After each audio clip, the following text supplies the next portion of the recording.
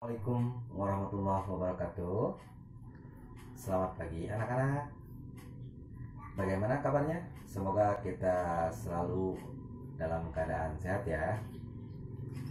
Baik, sebelum kita memulai pembelajaran, marilah kita berdoa menurut kepercayaan masing-masing. Berdoa dimulai. Berdoa selesai. Untuk presensi kehadiran, kalian wajib mengisi dan buka link absensi berikut.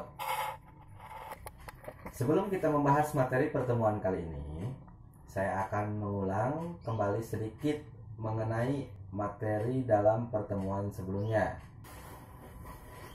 Yang mana rangka berdasarkan strukturnya yang digunakan pada sepeda motor harus memenuhi fungsi yang mampu menempatkan dan menopang mesin, kemudian transmisi, suspensi, dan sistem kelistrikan serta komponen-komponen lain yang ada pada sepeda motor.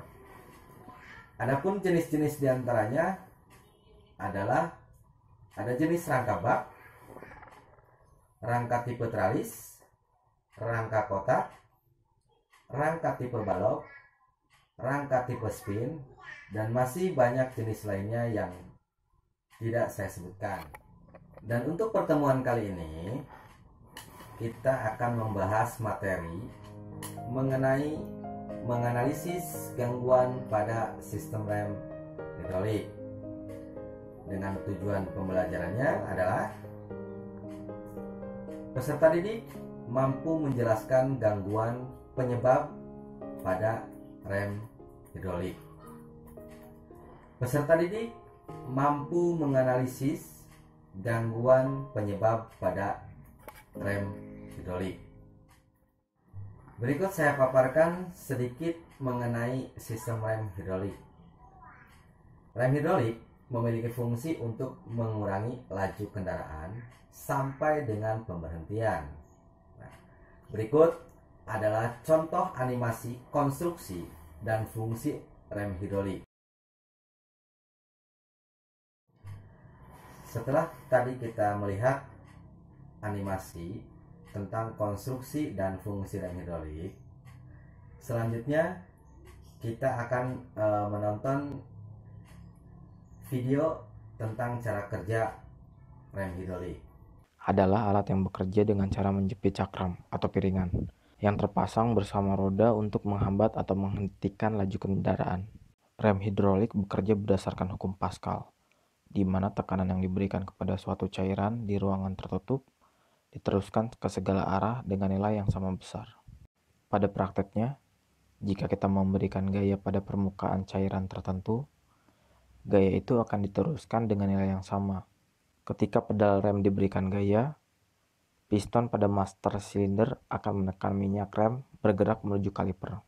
Gaya yang ditransfer melalui minyak rem ke kaliper akan mendorong piston, sehingga kampas pada bagian luar cakram terdorong keluar kaliper dan bergesekan dengan piringan.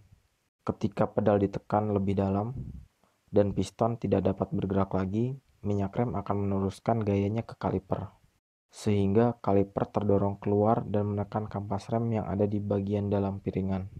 Gesekan antara kampas rem dengan piringan akan merubah energi gerakan yang ada pada kendaraan menjadi panas. Ketika pedal dilepas, per akan mendorong piston pada master rem, sehingga minyak rem yang ada pada kaliper akan tertarik lagi menuju master rem, dan akan mengembalikan posisi kaliper, piston kaliper, dan kampas rem ke posisi semula.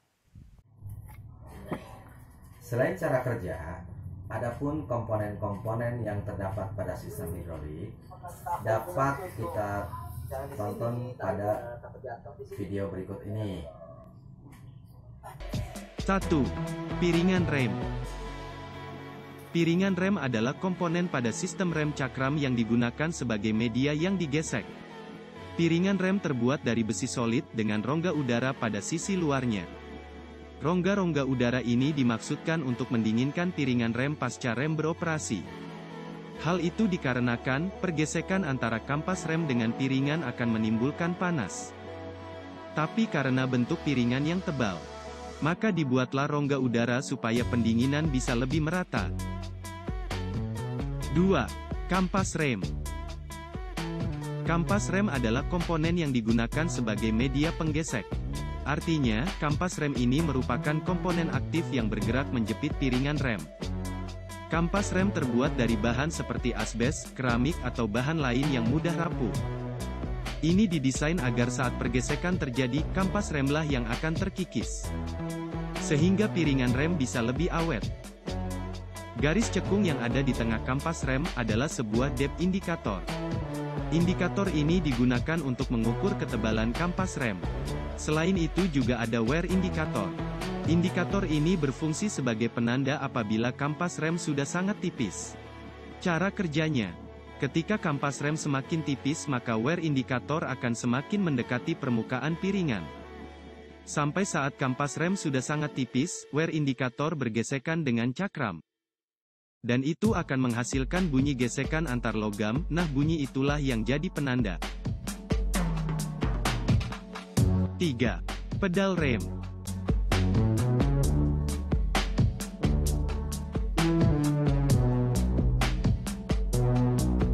4. Master cylinder. Master cylinder berfungsi untuk mengubah gerakan fisik dari pedal rem menjadi tekanan fluida. Cara kerjanya, menggunakan sebuah piston. Piston ini akan mendorong fluida yang ada di dalam master cylinder, sehingga akan menghasilkan fluida bertekanan. 5. Kaliper rem. Kaliper rem adalah komponen yang berfungsi mengubah kembali tekanan fluida menjadi gerakan fisik. Gerakan yang dihasilkan kaliper rem inilah yang digunakan untuk mendorong kampas rem. Pada sebuah kaliper rem, biasanya memiliki beberapa komponen pendukung seperti piston kaliper rem,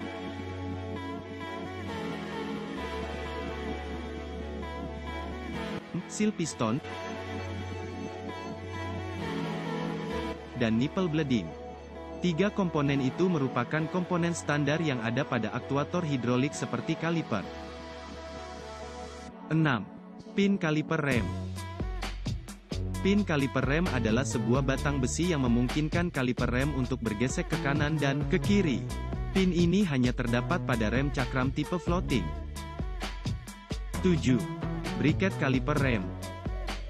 Fungsi briket adalah sebagai dudukan beberapa komponen rem cakram seperti kampas rem dan kaliper rem. 8. Plat penahan kampas rem. Plat penahan kampas rem adalah komponen yang terbuat dari plat tipis yang agak elastis. Fungsinya hanya sebagai penahan kampas rem pada dudukannya.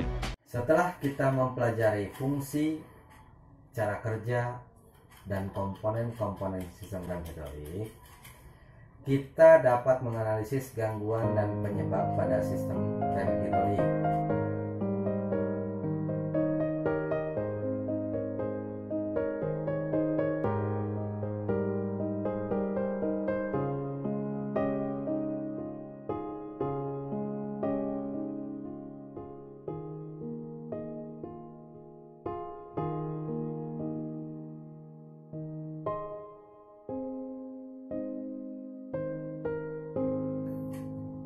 Dan agar dapat tercapainya tujuan pembelajaran ini, saya sudah mengirimkan lembar tugas kelompok melalui grup WhatsApp atau Google Class dan pembentukan kelompok.